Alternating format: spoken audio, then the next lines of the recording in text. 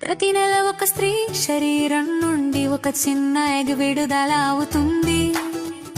ఒక పురుషుడు స్త్రీ శారీరకంగా దగ్గరైనప్పుడు పురుషుడి శరీరం నుండి మిలియన్ల కొద్ది స్పెర్మ్ విడుదలవుతాయి. అవన్నీ ఆ ఒక్క ఎగ్ ని కనుగొనడానికి ప్రయత్నిస్తాయి. కానీ ఒక్క స్పెర్మ్ మాత్రమే ఆ ఎగ్ లోకి ప్రవేశించగలుగుతుంది. ఆ స్పెర్మ్ లోపలికి ప్రవేశించిన వెంటనే మరే ఇతర స్పెర్మ్ లోపలికి రాకుండా ఉండేందుకు ఎగ్ వెంటనే తన చుట్టూ తానే మూసుకుపోతుంది. ఎగ్ లోపల స్పెర్మ్ మరియు ఎగ్ నుండి వచ్చిన DNA కలిసిపోతుంది. సరిగ్గా క్షణంలోనే ఫెర్టిలైజేషన్ జరుగుతుంది. ఇది శిశువు యొక్క ప్రారంభం.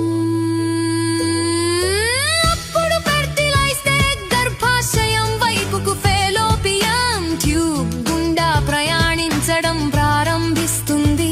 కొన్ని రోజుల తర్వాత ఎగ్ చిన్న కణాల సమూహంగా మారుతుంది. దాన్ని బ్లాస్టోకిస్ట్ అంటారు. 5 లేదా 6 రోజుల ప్రాంతంలో బ్లాస్టోకిస్ట్ తన చుట్టూ ఉన్న షెల్ నుండి బయటకు వచ్చి గర్భాశయం గోడకు అతుక్కుంటుంది. దీనిని ఇంప్లాంటేషన్ అంటారు. అప్పుడే శిశువు యొక్క అసలైన పెరుగుదల ప్రారంభమవుతుంది. 9 నుంచి 12 వారాల వరకు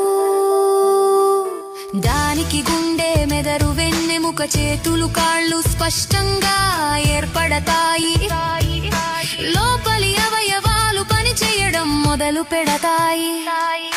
చివరికి దాదాపు 40 వారాలకు ఆ జీవం పూర్తిగా ఎదిగి పుట్టడానికి సిద్ధమవుతుంది. ఇలా ఒక జీవం ఒక శిశువు రూపం దాల్చుతుంది.